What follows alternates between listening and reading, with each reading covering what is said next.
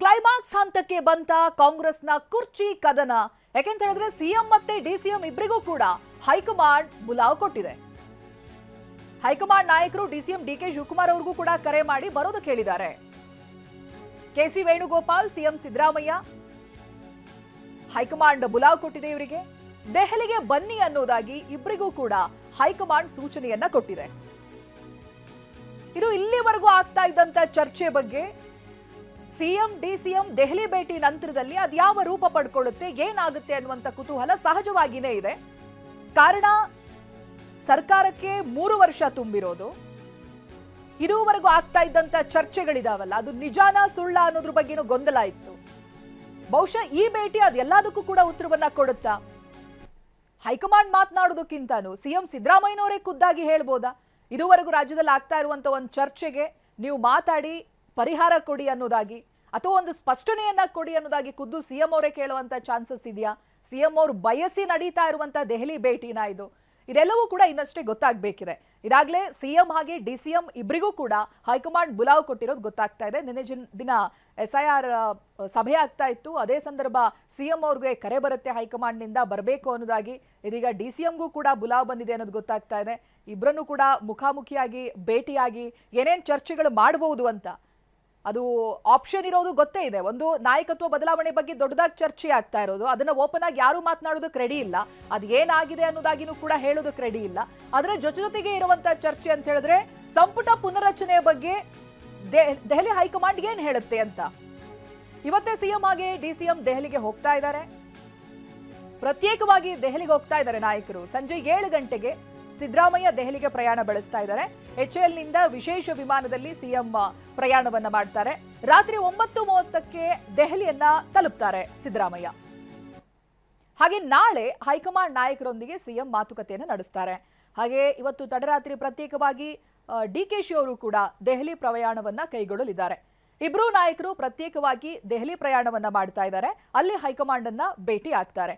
ಇಲ್ಲಿವರೆಗೂ ಕೂಡ 3 ವರ್ಷಗಳಲ್ಲಿ ಆಗ್ತಾ ಇದ್ದಂತ ಚರ್ಚೆಗೆ ಏನಾಗುತ್ತೆ, ಮುಂದಿನ ದಿನಗಳಲ್ಲಿ ಏನು ಉತ್ತರ ಸಿಗುತ್ತೆ ಅನ್ನೋದು ನೋಡಬೇಕಿದೆ. ಏನೇ ಇದ್ರೂ ಕೂಡ ರಾಹುಲ್ ಗಾಂಧಿ ಮಾತನಾಡ್ತಾರೆ ಅಂತ ದೆಹಲಿಯಲ್ಲಿ ಮಲ್ಲಿಕಾರ್ಜುನ್ ಖರ್ಗೆ ಹೇಳಿಕೆಯನ್ನ ಕೊಟ್ಟಿದ್ದಾರೆ. ಸಿಎಂ ಡಿಸಿಎಂ ಬುಲಾವ್ ಬಗ್ಗೆ ಖರ್ಗೆ ಸ್ಪಷ್ಟನೆಯನ್ನ ಕೊಟ್ಟಿದ್ದಾರೆ. ನಾಯಕತ್ವ ಬದಲಾವಣೆ, ಸಂಪುಟ ಪುನರ್ರಚನೆ ಇದ್ಯಾವುದರ ಬಗ್ಗೆನೂ ನಾನ್ ಮಾತನಾಡೋದಿಲ್ಲ, ಏನೇ ಇದ್ರೂ ರಾಹುಲ್ ಗಾಂಧಿ ಮಾತನಾಡ್ತಾರೆ ಅಂತ ಮಲ್ಲಿಕಾರ್ಜುನ್ ಖರ್ಗೆ ಹೇಳಿಕೆಯನ್ನ ಕೊಟ್ಟಿದ್ದಾರೆ. ಏನ್ ಹೇಳಿದ್ದಾರೆ ನೋಡೋಣ. आपकी स्टेट से भी कल आप चीफ मिनिस्टर आ रहे हैं, डिप्टी चीफ मिनिस्टर के भी आने की बात है, सब चीज ठीक है क्या? रीशफल की भी बातें हैं क्योंकि आप नहीं, वो देखिए इसमें नहीं बोल सकता, वो ठीक अलग है. राहुल जी खुद बात करेंगे वो चीजों पे. देखिए इसमें नहीं बोल सकता, वो ठीक अलग है.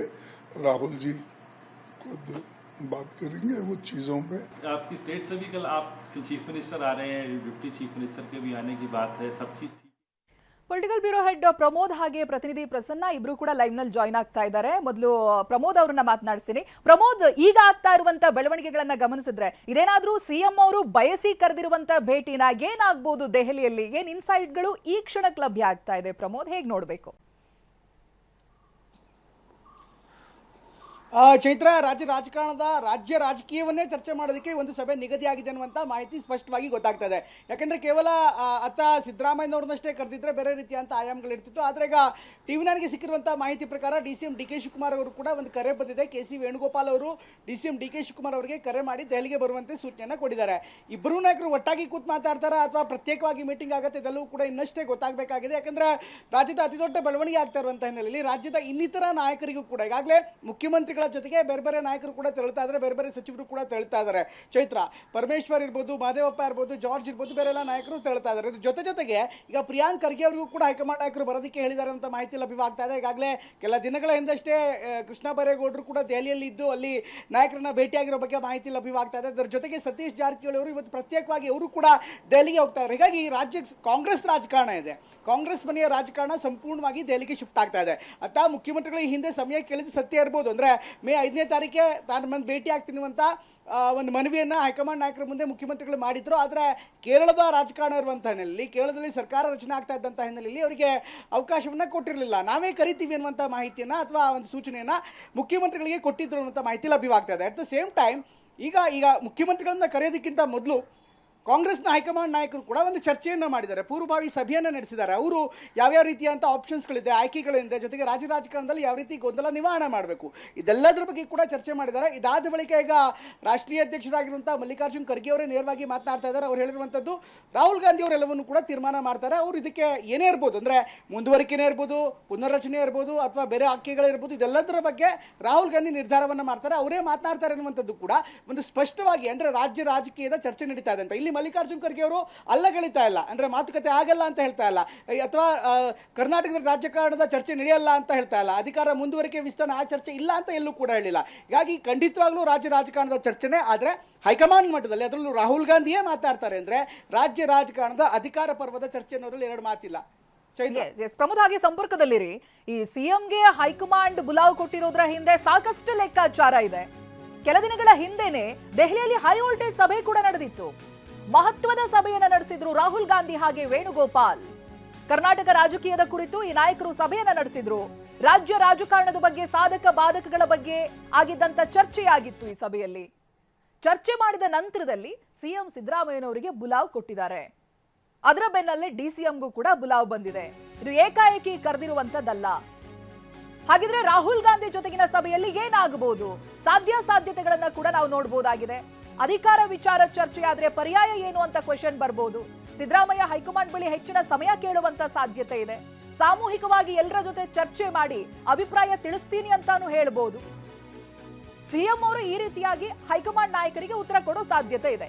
ಇನ್ನು ಮತ್ತೆ ಎರಡನೇ ಸಾಧ್ಯತೆ ಅಂತ ಹೇಳಿದ್ರೆ ಸಂಪುಟ ವಿಸ್ತರಣೆ ಹಾಗೆ ಪುನರ್ರಚನೆಯ ಬಗ್ಗೆ ಧ್ವನಿ ಎತ್ತಬಹುದು.